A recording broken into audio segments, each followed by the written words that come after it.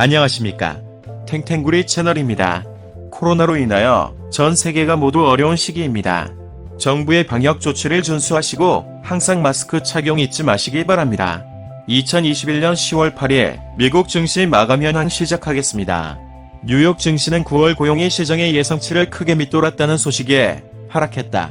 8일 뉴욕 증권거래소에서 다우존스 30산업 평균 지수는 전장보다 8.69포인트 하락한 34,746.15로 거래를 마쳤다. 스탠더드 앤드 푸어스 500 지수는 전장보다 8.42포인트 떨어진 4,391.34를, 기술주 중심의 나스닥 지수는 전장보다 74.48포인트 밀린 14,579.54로 장을 마감했다.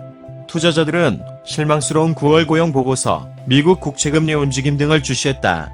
미 노동부가 발표한 9월 비농업 부문 고용은 19만 4천 명 증가했다. 이는 월스트리트 저널이 집계한 시장 예상치인 50만 명 증가의 절반에도 못 미치는 수치로 올해 들어 가장 적은 증가세다. 지난 8월 고용은 23만 5천 명 증가해서 36만 6천 명 증가로 상향 수정됐다. 실업률은 전월의 5.2%에서 4.8%로 하락해 시장의 예상치인 5.1%보다 낮아졌다. 시간당 평균 임금은 전월보다 0.19달러 오른 30.85달러를 기록했다. 시간당 임금은 1년 전보다는 4.58% 상승했다. 전달에는 전년 대비 4.28% 올랐었다. 월스트리트 저널은 9월 고용 보고서가 실망스러웠지만 그동안의 고용 증가분을 고려할 때 연준 당국자들은 오는 11월 회의에서 테이퍼링을 시작할 기준선을 충족했다는 신호를 보내왔다며 이번 보고서가 연준의 행보에 변화를 주지 않을 것으로 예상했다. 10년물 국채금리는 고용 보고서 발표 전에 1.60%를 넘어섰다. 이는 지난 6월 4일 이후 최고치다.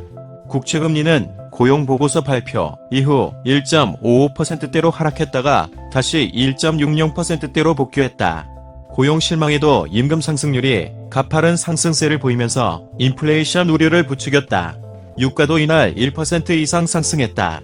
브렌트유는 또다시 장중 배럴당 83달러를 넘어섰으며 서부 텍사스 산원유 가격은 배럴당 80달러를 넘어섰다. 이는 2014년 11월 이후 최고치다. 이번 주 후반 들의회가 한시적으로 부채 한도를 증액하기로 합의했다는 소식에 주식시장의 위험 회피 심리가 다소 진정됐으나 이날 고용 보고서 발표 이후 시장은 방향성을 모색하는 모습을 보였다. 에너지 관련 주가 유가 상승에 3% 이상 올랐고 금융주도 국채금리 상승에 0.48% 올랐다. 그 외 부동산, 유틸리티, 헬스, 기술 관련주 등이 모두 하락했다. 뉴욕 증시 전문가들은 이번 보고서에도 연준이 연내 예정대로 테이퍼링에 나설 것으로 예상했다. 비모의 얀 린젠 금리 전략팀장은 CNBC에 이는 11월 테이퍼링을 예정대로 발표할 수 있을 정도로 충분하다라며 임금 인플레이션이 연준의 테이퍼링 주장을 추가로 뒷받침한다. 전체적으로 거시 경제 상황을 전환하는 데 영향을 주지 않는 혼재된 보고서다라고 말했다. 시카고 상품거래소 패드워치에 따르면 연방기금금리 선물 시장은 내년 9월 금리 인상 가능성을 55.1%로 반영했다.